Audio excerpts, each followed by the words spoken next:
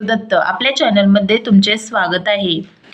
आपल्या सर्वांचे लाडके दैवत म्हणजे गणपती बाप्पा आणि या गणपती बाप्पाची माघी गणेश जयंती 22 जानेवारी 2026 रोजी आली आहे। सर्व मनोकामना पूर्ण करणारी चतुर्थी म्हणजे माघी गणेश जयंती। माघ महिन्यातील शुक्ल चतुर्थीचा दिवस हा गणेश जयंती म्हणून साजरा केला जातो। हिंदू धर्माच्या मान्यतेनुसार माघी चतुर्थीचा हा दिवस गणपती बाप्पाचा जन्मदिवस मानला जातो। गणेश जयंतीचा हा दिवस विनायक चतुर्थी किंवा तिलकुंद चतुर्थी म्हणूनही ओळखला जातो।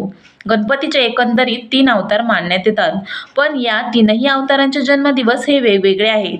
पहिला वैशाख पौर्णिमेचा पुष्टपती विनायक जयंतीचा दिवस, दुसरा भाद्रपद शुक्ल चतुर्थीचा पार्थिव गणेश जयंती दिवस आणि तिसरा माघ शुक्ल चतुर्थीचा श्री गणेश जयंतीचा दिवस। 14 विद्या 64 कलांचे अधिपती असलेल्या गणपतीचा माघ महिन्यातील गणेश जयंतीचा उत्सव आहे। माघ महिन्याच्या शुक्ल पक्षातील विनायक चतुर्थी श्री गणेश जयंती म्हणून ओळखली जाते। हा उत्सव माघी गणेश उत्सव म्हणूनही साजरा केला जातो। भाद्रपद महिन्यातील चतुर्थीच्या दिवशी गणपतीची पूजा केल्यानंतर गणपतीला उकडीच्या मोदकांचा नैवेद्य दाखवला जातो, तर माघी गणेश उत्सवात गणपतीला तिळाच्या लाडवांचा नैवेद्य दाखवला जातो। माघी गणेश चतुर्थी ही तिलकुंद चतुर्थी म्हणूनही ओळखली जाते। भाद्रपद महिन्यातील गणेश चतुर्थी अथवा गणेश उत्सव जेवढ्या मोठ्या पद्धतीने अथवा सार्वजनिक आणि घरगुती स्वरूपात साजरा केला जातो, त्या तुलनेत माघी गणेशोत्सवाचे महत्त्व जरा कमी आहे। काही जण घरीच गणपतीची मूर्ती आणून पूजा करतात, तर काही ठिकाणी तो सार्वजनिक स्वरूपातही साजरा केला जातो। गणपतीने राक्षसांना मारण्यासाठी 3 वेळा अवतार घेतला असे म्हटले जाते। पहिली वेळ म्हणजे वैशाख शुक्ल पौर्णिमा, त्याला पुष्टपती विनायक चतुर्थी असे म्हणतात। या दिवशी पिठाचा गणपती बनवून त्याचे पूजन केले जाते। त्यानंतर भाद्रपद शुक्ल चतुर्थी जी गणेश चतुर्थी म्हणून ओळखली जाते, या दिवशी मातीच्या मूर्तीचे पूजन केले जाते। हे पूजन म्हणजे एक प्रकारची पृथ्वीची पूजा असते।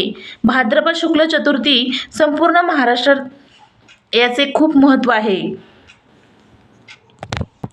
ही 10 दिवसाची गणेश जयंती साजरी केली जाते। भाद्रपद महिन्यात शेतात धान्य तयार होत असते, त्याप्रती कृतज्ञता म्हणून पृथ्वीची पूजा केली जाते। त्यानंतर तिसरी वेळ म्हणजे माघ शुक्ल गणेश जयंती। या दिवशी धुंडीराज व्रत करण्यास सांगितले आहे। त्याबाबत स्कंद पुराणात एक कथा आहे, ती कथा आपण जरा पाहू। आपल्या लाडक्या बाप्पाचे 3 अवतार सर्वसाधारणपणे मानले जातात।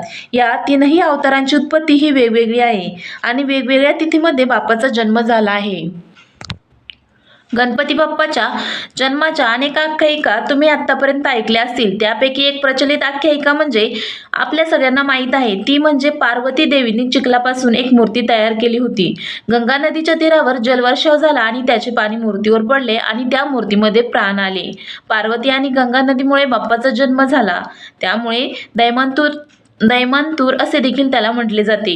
याशिवाय बाप्पाचा जन्म माघी शुक्ल चतुर्थी आणि भाद्रपद शुक्ल चतुर्थी दरम्यान झाला होता। 2 वेगवेगळ्या तिथींना बाप्पाचा जन्म झाला। हा जन्मदिवस साजरा करणे म्हणजे माघी गणेशोत्सव किंवा माघी गणेश जयंती साजरी करणे होय। या व्यतिरिक्त बाप्पाच्या जन्माच्या अनेक आख्यायिका आजही प्रचलित आहेत। या दिवशी उपवास करून धुंडीराज गणपतीला तीळ व साखरेचा मोदक करून अर्पण करायचा असतो। एक वेळ उपाशी राहून या दिवशी जागरण करायचे असते। महाराष्ट्रात काही ठिकाणी या दिवशी 1.5 दिवसाचा भाद्रपद गणेश चतुर्थीप्रमाणेच गणपतीचे आगमन होते, म्हणून या दिवसाला विशेष महत्त्व आहे। माघ शुद्ध चतुर्थी या तिथीला श्री गणेशाचे तत्व हे नेहमीच्या तुलनेत सहस्रपटीने कार्यरत असते, त्यामुळे गणेश भक्तांसाठी हा दिवस खूप महत्त्वाचा आहे। या दिवशी तुम्हाला आपल्या देवघरातील मंदिरातील गणपतीच्या मूर्तीवर दुधाने, पाण्याने किंवा पंचामृताने अभिषेक करायचा आहे। त्यामध्ये तुम्हाला 1 वेळा किंवा 11 वेळा गणपती अथर्वशीर्ष म्हणायचे आहे। त्यानंतर गणपतीला जानवे, जोड, वस्त्र अर्पण करायचे आहेत। त्यानंतर हळदी कुंकू षोडशोपचार पद्धतीने पूजा करून घ्यायची आहे। सुंदर असे लाल रंगाचे फूल किंवा जास्वंदीचे फूल गणपती बाप्पाला अर्पण करायचे आहे आणि दुर्वा अर्पण करायच्या आहेत।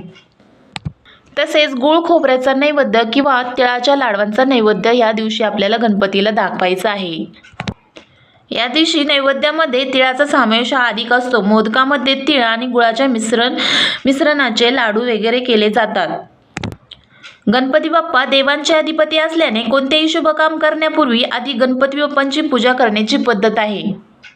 या माघी गणेश जयंतीच्या दिवशी जो भक्त गणपतीची पूजा आराधना करतो त्यांना संपूर्ण वर्षभराचे चतुर्थींचे व्रताचे फळ मिळत असते. या व्रतामुळे घरात सुख, शांती, समाधान वाढते आणि आपली मनोकामना पूर्ण करणारे असे हे व्रत आहे. आपल्या हिंदू धर्मामध्ये सेवा साधनेला खूप महत्त्व आहे. प्रत्येक भक्त देवाच्या मूर्तीकडे मूर्ती म्हणून न पाहता देव म्हणून पाहत असतो आणि सेवा करत असतो. त्यामुळे सेवेमध्ये आपल्याला 11 वेळा गणपती अथर्व शीर्षाचे पठण करायचे आहे. तसेच गणपती स्तोत्राचे देखील पठण करायचे आहे. गणपतीची आराधना केल्याने अर्थ, विद्या, बुद्धी, विवेक, प्रसिद्धी, यश, सिद्धी सहज प्राप्त होते. अशाच गणपतीचे मंत्र जप केल्याने प्रत्येक संकट, विघ्न, आळस, रोग, दोष अशा समस्यांचे निवारण होते. ओम गण गणपते नमः या मंत्राचा जप केल्याने सर्व मनोकामना पूर्ण होतात. विविध इच्छा पूर्ण करण्यासाठी गणपतीची सेवा आराधना करायची असते. गणपतीची सेवा करताना पवित्रता आणि अपवित्रतेचे बंधन नसते. या मंत्रांच्या व्यतिरिक्त गणपती अथर्व शीर्ष, संकटनाशन, गणेश स्तोत्र, गणेश कवच, गणपती स्तोत्र, ऋणहार्ता, गणपती स्तोत्र, गणेश चालिसा या सर्वांचे पाठ पठण करायचे आहे. त्यामुळे सर्व मनोकामना पूर्ण होतात.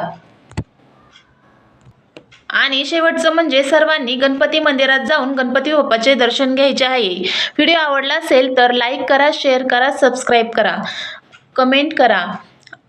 भेटूया अशाच नवीन व्हिडिओसोबत. श्री स्वामी समर्थ. अवधूत चिंतन श्री गुरुदेव दत्त. बोला गणपती बाप्पा मोरया, मंगलमूर्ती मोरया.